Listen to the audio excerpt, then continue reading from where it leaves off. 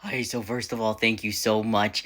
And yes, my son does have meltdowns, definitely. Well, he has tantrums and meltdowns. In my opinion, meltdowns are different because I feel like they're usually more like triggered by a sensory thing, whereas tantrums to me, I consider tantrums like when he just doesn't get his way and he, you know, has a conniption fit about it, and we got both in this house. I actually was just thinking about this the other day, and I know it's kind of like unrelated to the question, but I was thinking about how, like, I do actually pause my videos when it comes to, like, if my son is having a meltdown in the background. Like, I'll never show that on screen. I will never show meltdowns, tantrums, nothing like that.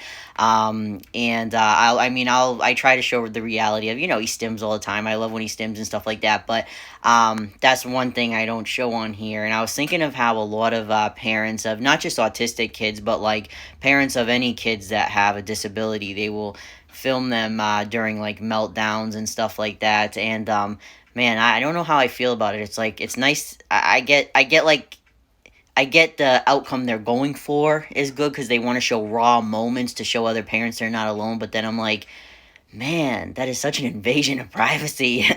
Like, I don't obviously like know what it's like to have a meltdown. The only thing I can compare it to, which I know it's very different, but the only thing I can say like that's even remotely similar is like I have panic attacks. And imagine if like someone was filming you during a panic attack, like, and then posted it on TikTok.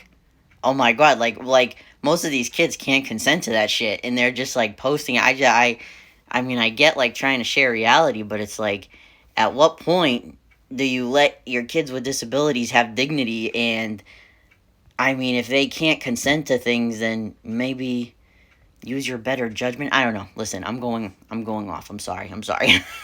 So if my kid is having a meltdown versus a tantrum, we deal with them very differently. If my son is having a meltdown, we try to make sure he has the accommodations he needs. Like, we try to always make sure that like he is like always on the same level as somebody who didn't have those sensory issues that would cause a meltdown. Like, say a neurotypical person is up here with their sensory stuff and he's down here. If he needs headphones or something, to bring him up here so that he has the accommodations he needs to deal with that like appropriately.